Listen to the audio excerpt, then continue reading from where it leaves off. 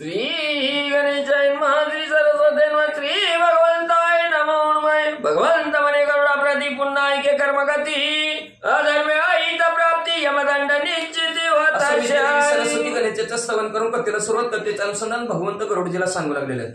कर्मगतीने आली तिथं बुद्धी करील काय विचार। सगळ्यात लक्षात ठेवा, कर्म संघ येत असताना कर्मानुसार असणारा जन्म घेणे लागे वासनेच्या संघे। कर्म आपल्या बरोबर येत असताना कर्माची गतीने आली काहीच कळत नाही कुणाला। मागच्या जन्मीचं कर्म असतं ते ह्या जन्मात फेडावं लागतं। त्याच्यामुळे असं का होतं आपण म्हणतो असं का होतं काय नाही, ठेस लागली मागचं कर्म आहे। देवाला जाताना ठेस लागली आपण म्हणतो देवाला बघवलं नाही काय, भावकी आहे काय देवाची ना आपली नाही बघवायला। हा आपलं कर्म आडवालेलं असतं आपलं ते तिथपर्यंत जायपर्यंत। अशी कर्मगतीने रेखा तर 4 पुत्र दशरथाला कर्मगती दिती झोल, कर्माने झोल दिला दशरथाला 4 पोरं होती, पाणी पाजा एक बी नव्हता। देवाच्या बापाला कर्मगती चुकली नाही आपल्याला चुकणार आहे का। आणि त्या कर्माची गती भगवंत असणाऱ्या गरुडजीला सांगू लागलेल्या आहेत की अधर्माने अहित प्राप्ती होती म्हणून धर्माने नीतीने वागा नाहीतर यमदंड पडलाच डोक्यावर म्हणून समजा। सहस्रवरीनाच्या भक्ती तो नास्तिक जाणण्याची त्या शिवाचन करता नरक प्राप्ती प्राणी अप्राप्ती होता। शास्त्रावर भक्ती नाही, आता शास्त्रावर भक्ती नाही देवावरच भक्ती नाही तर शास्त्रावर कोण ठेवायचे म्हणते। देवालाच न मानणारे शास्त्राला काय मानणार आहे ती म्हणते। मग जी शास्त्राला मानत नाही ती जे शास्त्राची भक्ती करत नाहीत भगवंताची भक्ती करत नाहीत अशी जी काही नास्तिक लोक आहेत त्यांच्या बरोबर जरी बोललं तरी नरकाला जातं असं भगवंत म्हणतात। सर्व धर्माचे सारे महावाक्य ऐके खगेंद्राय मद भक्ती करते रात्र स्वर्गदार त्या सुख पावन असणार भगवंत असणार धर्माचं सार सांगतात। सार काय आहे महावाक्य सार सार सार नाम विठोबाचे सार। महावाक्य असणार सार काय असेल भगवंताचं नाम आहे धर्म सार आहे। जे माझी भक्ती अहोरात्र करतात कामामध्ये काम करत असताना भगवंताची भक्ती करतात भगवंताचं रूप बघून करतात ते स्वर्गाला जातात। मागुती आली या जन्माची सत्संग घडे दिनणीची महाधर्म सत्संग पर्याची स्वर्ग तुळनेची तुळे सदाय। जर मागुतीने पुन्हा मनुष्य जन्म प्राप्त झाला मनुष्य जन्म प्राप्त झाल्यानंतर संतांची संगत जर घडली तर त्यापुढे स्वर्ग सुख सुद्धा फिक आहे का। स्वर्ग काय तर वैकुंठी मैसुरी काय बा करावे उगीच म्हणून धरून बसावे। स्वर्गात जरी गेलं तर निस्ता अमृत प्यायचं सुम्म बसायचं आहे। पण हित मृत्यू लोकांच्या ठिकाणी आलं की खायचं प्यायचं निवांत भगवंताचं नामस्मरण सगळं असणार इथं घडलं जातं। म्हणून असणार स्वर्गीच्या अमर चिंतित ते देवा मृत्यू लोक यावा जन्मामा ती सुद्धा इच्छा करतात देव मृत्यू लोकांच्या ठिकाणी माणसाच्या रूपात जन्माला जावं असं कथा कीर्तन ऐकावं खावं पिवं ल्यावं मस्त पैकी राहावं असं त्यांना सुद्धा वाटतं। म्हणून भगवंत असणार म्हणतात मागुतीन जन्माला आलं तर सत्संग घडला पाहिजे। कुसंग त्याची महापाप जाणवा नरक त्याशी विधान या तव प्रयत्न करुणा सत्य सेवान करुणा असणार वाईटाची संग धरलं की वाईटच होतं महापाप घडलं जातं महापाप घडलं की नरकाला जावं लागतं। म्हणून प्रथम भक्ती संतन कर संगा दुसरी रती मम कथा प्रसंग पहिल्यांदा साधू संतांची असणारी संगत करा असं भगवंत प्रयत्नाने करा बरं का जेवढं होईल तर असणाऱ्या कलियुगात काय सांगतात की साधूच्या संगती तरुण उपाय।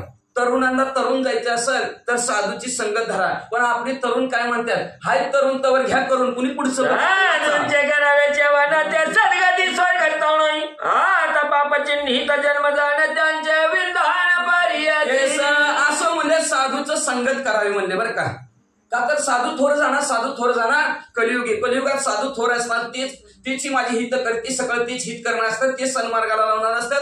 म्हणून असणार स्वर्गस्थान आणि सद्गती प्राप्त करून घ्यायची असेल तर साधू संतांची संगत करा। आता मागच्या जन्मीची काय पाप केलेलं असतं का त्या पापानुसार पुढचा जन्म प्राप्त होत असतो बरं का। पण आपलं येड्याची येडेमाई असते काय करते ती कुंकू टाकत्यात त्याच्यावर चूक झाकत्यात आणि त्याच्यावर काय चिन्ह उमटेलं बघतात आणि त्या जन्माला गेला म्हणतात तसं नसतं वाचा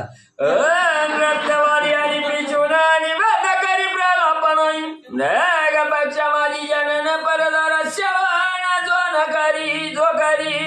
जो पिशू नाही म्हणजे चाडखोर आहे खोटं बोलतो अमर्याद बोलतो तो म्हणले असणारा मृग पक्षाच्या योनीत जातो। मृग म्हणजे कळ का ती मोराच्या योनीत जातो जो परस्त्री सेवन करतो तो। आणि कसे दत्ता तो जन्मे रोग संयुक्त हिंसक प्राणीच्या जगात ते स्थावर हात जन्म घेती। जे कोणी म्हणजे असणारा कंजूस आहे दान धर्मच करत नाही नुसता रुपयाला लावून ठेवणार ते गाडगेत करून ठेवणार असा कंजूस असणार आहे तो पुढच्या जन्मी रोग घेऊनच जन्माला येतो।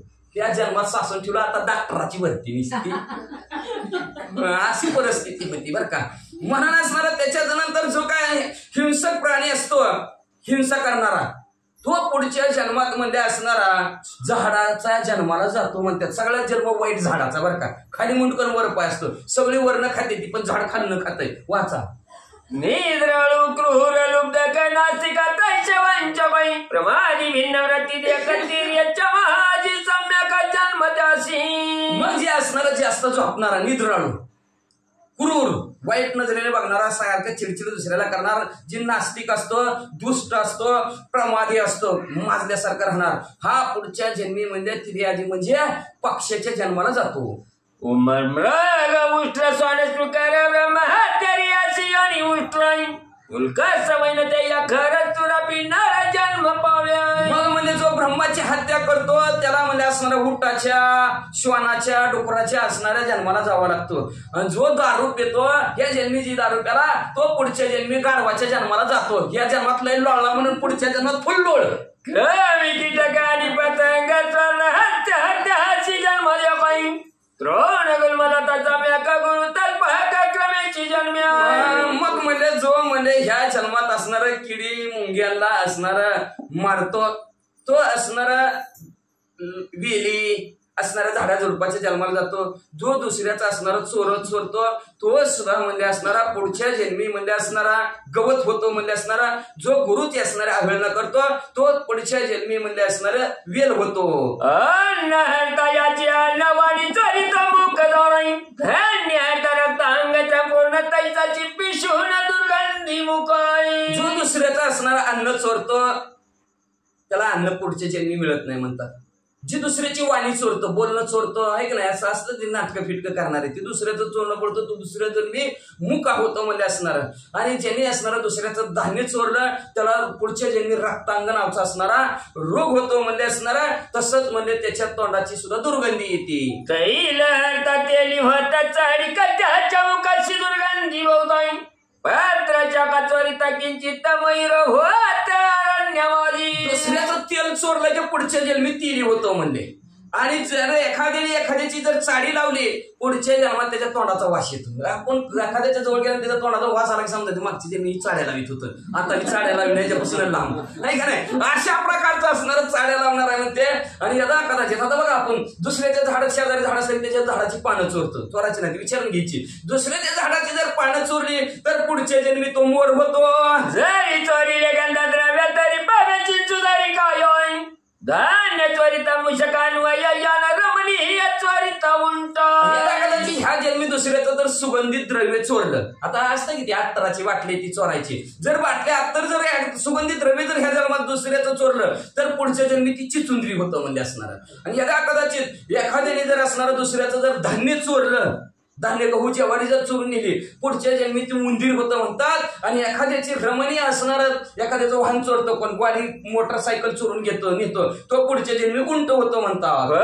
चोरिता भरी वानर काका भरी पाक चोरणार मधु चोरिता मक्षिका क्रूर फळे एखाद्या कदाचित आपण दुसऱ्याची फळं जर चोरून खाली तर पुढच्या जन्मी वानर होतं म्हणजे असणार.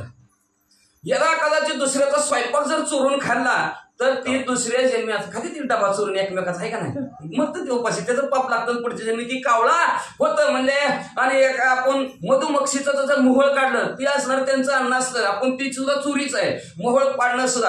आणि ती मोहळ असणार जर काढलं आपण तर पुढच्या जन्मी तशाच प्रकारच्या मोहळाच्या माशी किंवा कुरूड कांदील माशी ती असणार पुढच्या जन्माला जातं. आणि फळं जोडली तरी असणार गिधड होतं म्हणतात. गो चोरिता गोधायोनी अग्नी चोरिता बाकायोनी विचित्र वस्त्रे स्वाशित योनी चिरयोनी लवण चोरिताई. मग म्हणजे यदा कदाचित गायीची जर चोरी केली ह्या जन्मात, पुढच्या जन्मात म्हणजे गायीच्या वंशातच जाणार, बैल तरी होणार, काहीतरी वासरू तरी होणार म्हणजे असणार.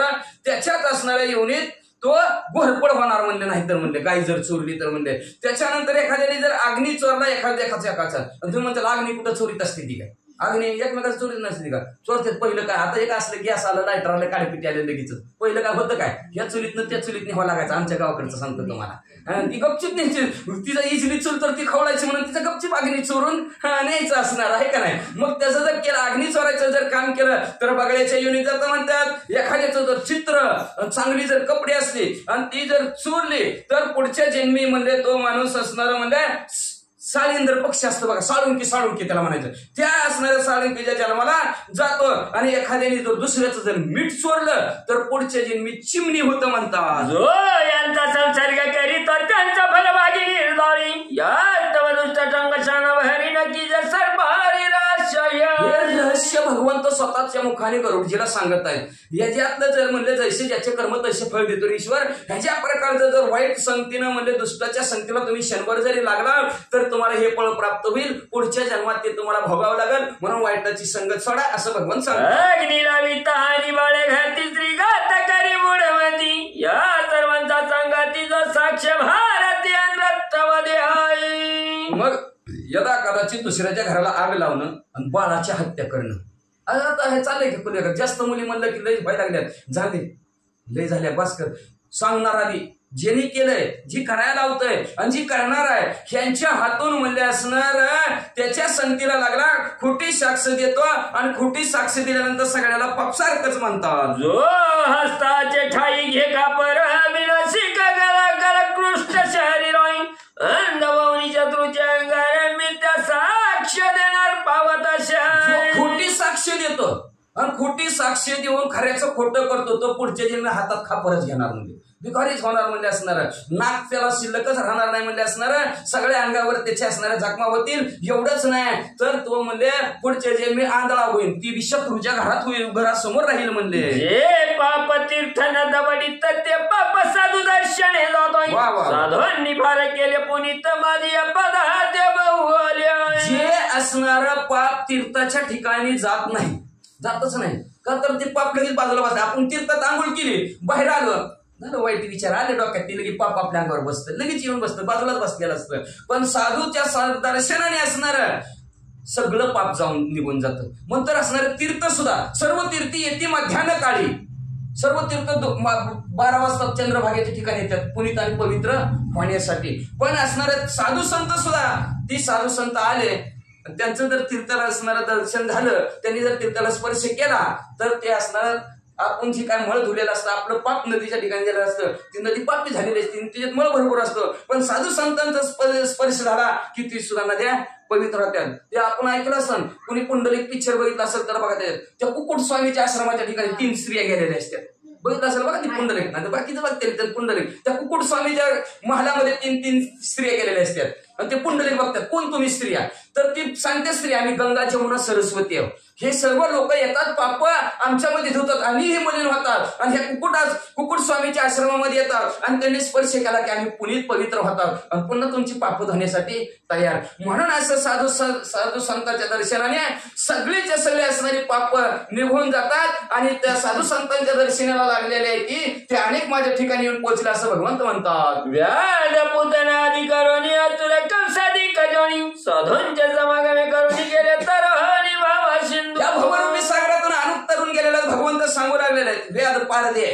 त्याच्यानंतर असणारे पुतना नावाची राक्षसी आहे, कंस आहे, राजा रावण आहे, अनेक असणाऱ्या राक्षस आहेत. म्हणजे सगळ्याच्या सगळ्यांनी साधू संतांची संगत धरली आणि ह्या भवरूपी सागरातून तरुण गेले म्हणतात. पुन्हा जन्म मरणाच्या हरगाडग्यातून निघाले. साधूंचे संघाचा लव तुळण्याची न तुळे स्वर्ग पारियाची मुक्ती न पावे साम्यतेशी यास्तव सर्वांशी उत्तम साधू संग. सर्वात उत्तम काय सांगितलं असेल तर कलियुगामध्ये सांगितलं साधू संतांची संगत करा. का तर साधू संतांची संगत केलं तर स्वर्ग सुद्धा त्या सुद्धा फिका आहे, त्याची सुद्धा तुलना होऊ शकत नाही. का तर स्वर्ग कसं असतं, भाड्याचं घर असतं, भाड्याचं घर खाली कर कधी ना कधी. तसं स्वर्गात आपलं जोपर्यंत पुण्य आहे तोपर्यंत स्वर्गात ठेवतात, तोपर्यंतच स्वर्गात ठेवतात, पुन्हा खाली ढकलून देतात पावसासारखं. इथनं जायचं पुन्हा इथनं पाणी समुद्राचं घ्यायचं, वर ढगमून जायचं पुन्हा खाली यायचं. तसं स्वर्गातनं सुद्धा असणार एक सुंदर फुलाची माळ घालायला हातात बांधतात, ती सुकली की पुण्य संपलं म्हणतात, पुन्हा तिथनं असणार खाली पृथ्वी तलावर मग ह्या कर्मानुसार कुठल्या ना कुठल्या या जन्मात घालतात म्हणजे. म्हणून त्याच्या सुद्धा मुक्ती सुद्धा फिका आहे. कसलपता समीपता स्वरूपता सायुज्यता 4 मुक्त्या आहेत. ह्या 4 मुक्त्या सुद्धा असणाऱ्या साम्यतेशी साधू संतांच्या संगतीला येत नाहीत का, म्हणून असणाऱ्या साधू संतांची संगत धरा असं भगवंत सांगतात. सर्व यज्ञ सर्व दान सर्व तीर्थव्रत चरणी मी सर्व घटियाच्या पूर्णताची भजन माझा सर्व यज्ञ असेल, सर्व दान असेल, सर्व तीर्थ असेल, तर सर्व व्रत असेल, तप असेल, सर्वां घाटामध्ये असणारा मी भरून पुरून उरलेला आहे म्हणजे भगवंत म्हणतात. तशाच माझे प्रकारचे भक्त ते संत ते देव ते संत निमित्त त्या प्रतिमा पाहायला गेलं तर फक्त प्रतिमेने वेगळा नाही तर संत ते देव आहेत, असं साधू तेच देव आहेत असं भगवंत म्हणतात. ज्ञानी मी निर्गुण रूप मुख माझ्याची जाणानंद देह मी धरण पन्नगाना नाशना मीच असणारा निर्गुण निराकार आहे, सगुण म्हणून की निर्गुण मी तू एकची रे गोविंद आहे, रूप आणि माझंच आहे. नाला नावा रूपा तुका म्हणे झाला, सोपा नावाला आला रूपाला आला म्हणून भगवंत आपण म्हणतो, नाही तर निर्गुण निराकार मीच आहे म्हणजे असणारा आणि आनंद रूपी देहाने मीच ह्या जगताच्या ठिकाणी फिरतो असं भगवंत म्हणतात. मी एक आकाशवत घट माटियाच्या व्याप्त घट भंगे घटकाच्या नाशात मी तैसाची शाश्वत आकाश होत आहे म्हणजे असणाऱ्या घटाघटामध्ये भरलेला आहे म्हणजे मी हे घट नसतो. घट म्हणजे शरीर नसतं, आत्मा नसतं का. पाषाण तारेल्या सागरात राम सर्वांच्या हृदयात आत्मा म्हणून सगळ्यांच्या हृदयाच्या ठिकाणी मी वास्तव्य करतो.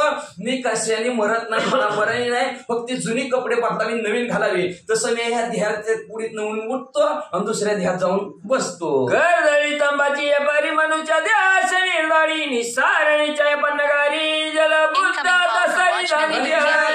स्तंभ असावा तशा प्रकारे गाभा असावा तसा ध्येय म्हणजे असं स्वतःचा वार आला की साडवला, नाहीतर क्षणभंगूर नाही देहाचा भरवसा. कोण दिवस येईल काही म्हणजे असणार पाण्याचा बुडबुड असावा तसा ध्याचा अजिबात भरवसा नाही असं भगवंत म्हणतात. पंचतत्वांची काय होत मागुती पंचतत्वी मिळवून जी कर्म केली प्रकृत त्याची होत बद्ध प्राणी. 5 तत्वापासून पृथ्वी आप तेज वायू आणि आकाश ह्या 5 महाभूतापासून आणला हा 5 आई हे असणार सर्व असणार धनाशीच असणारी सगळे येते बरं का, लक्षात ठेवा.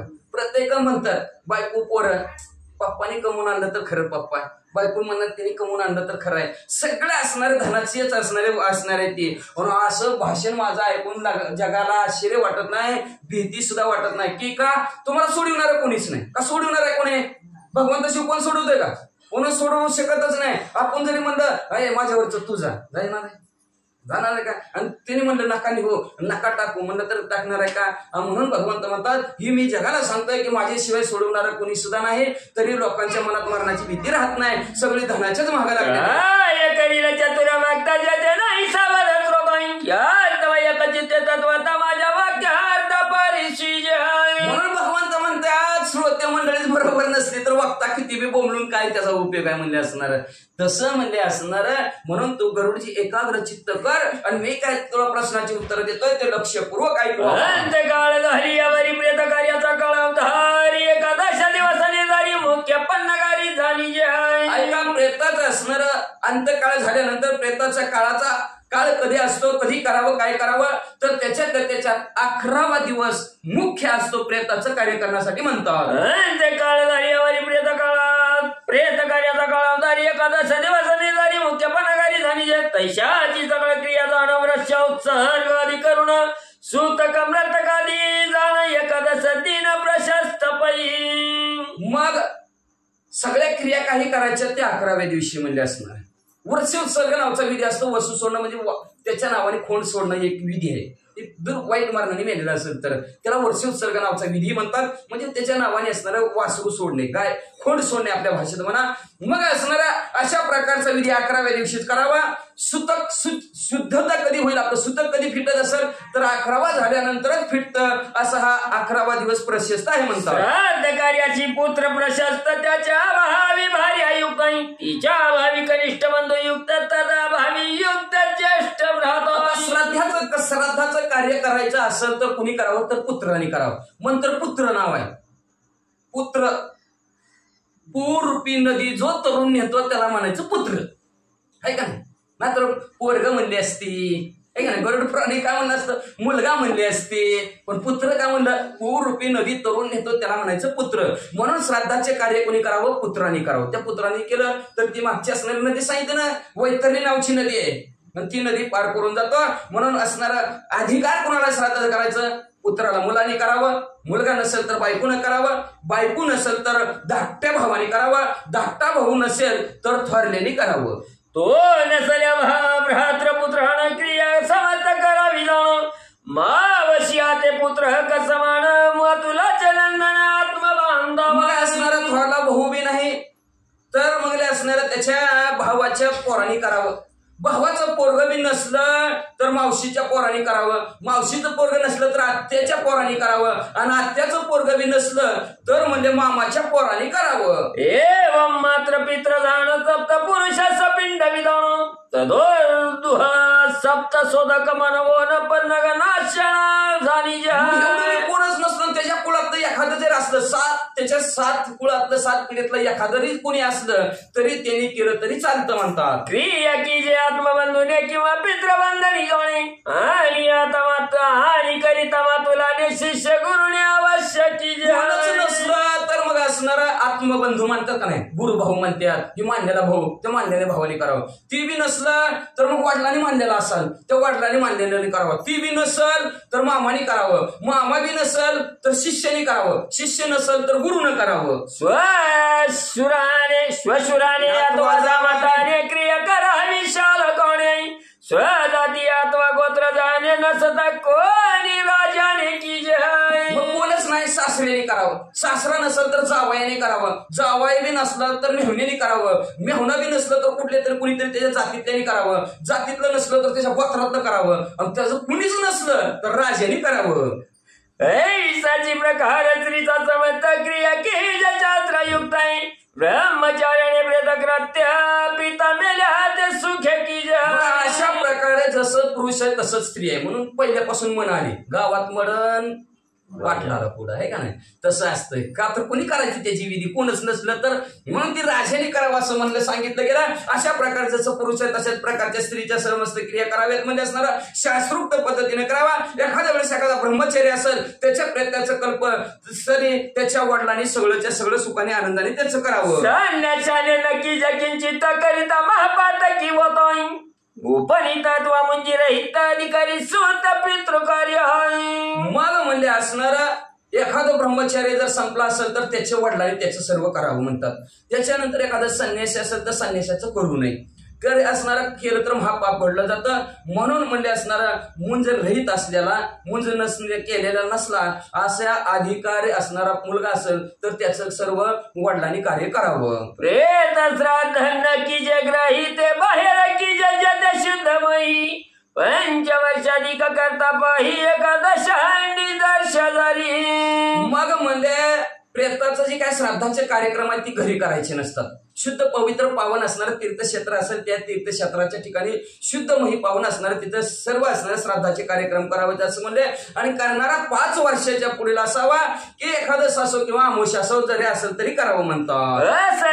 तरी अहित अग्निक्रिया की जन क्रमाणी पिंडी की स्वसदनी वचनी शास्त्र शास्त्र सांगतं वेद म्हणतात की असणारे सर्व क्रिया असणाऱ्या तुम्ही अनुक्रमाने व्यवस्थित सपिंडातले असणाऱ्या स्वतःच्या घरी पुढचं श्राद्धाच्या करा स्वतःच्या घरी करा. माशी घालायचं ते घालायचं घरी करा. पण जी काय असणारं पिंडदान असतं ते पावन पवित्र तीर्थाच्या क्षेत्राच्या ठिकाणी करा म्हणतात. संन्यासी मेलियावरी पुत्रे पर्व श्राद्ध की निर्दोळी एकादश दिनी पन्नगारी शास्त्र प्रकारे की जे पुत्रे आहे. मग एखादा संन्यासी जर संपला तर त्याच्या मुलांनी म्हणजे असणार पर्वणी पाहून म्हणजे असणारं श्राद्ध त्याची करायला पाहिजे. एकादशीच्या दिवशी करावे, 11व्या दिवशी करावं, किंवा म्हणजे असणारं पुण्यतिथीच्या दिवशी करावं. चंद्रग्रहण असेल सूर्यग्रहण असेल त्या दिवशी असणाऱ्या शास्त्रानुसार त्या पुत्राने त्याचं श्राद्ध करावं म्हणतात. नाही पिंड क्रिया त्याचं नाही शौचाचा लावले असाई नाही शोकाशी अवकाश विष्णू रूपी सरस माननीय. संन्यासाचं काहीच करायची गरज नाही ना. का तर संन्यासाजवळ काय धन असतं, काय धन असलं तर माणसं रडते ती, धन नसलं तर काय रडते ती म्हणजे असणार. म्हणून त्याची पिंड क्रिया करायची गरज नाही, त्याचं सुतक पाळायची गरज नाही, त्याच्याविषयी रडायचा कार्यक्रम करायचं गरज नाही, दुःख करायचं गरज नाही.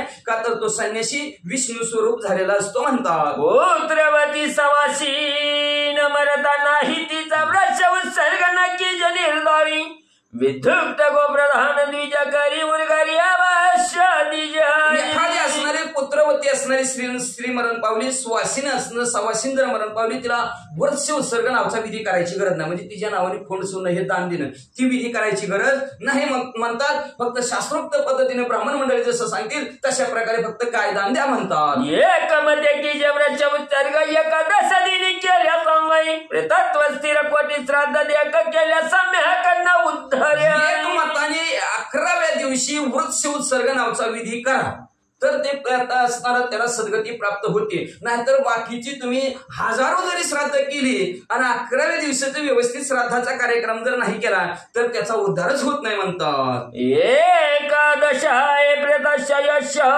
नोस्त्रस्य देवस्य प्रेत्वत्वं स्थिरं तस्य श्राद्धैतस्तु कोटिभिः.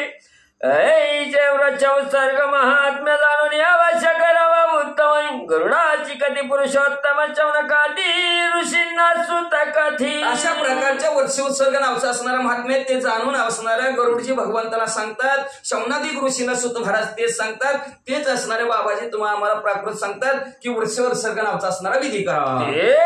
प्राकृतवाणी युक्त सप्तम अध्यायी श्रद्धायुक्त कर्मनिष्ठादी प्राणी व उत्तम माधव निवेदित आणि असं अशा प्रकारचं असणार मराठी भाषेमध्ये माधवजी असणार या 7वा अध्याय समाप्त होत असणारा श्राद्ध कसे करायचं कर्म कशी करायची हे माधवजीने तुम्हाला आम्हाला इथं सांगितलं म्हणतात. ते त्यांच्या सद्गुरूला शरण गेले श्राद्ध अध्यायाचं कथानक संपवितात. श्री गरुड पुराणे कल्पे गरुड नारायण संवादे वृक्ष उत्सर्ग कथनम नाव सप्तमाध्याय. श्री ज्ञानदेव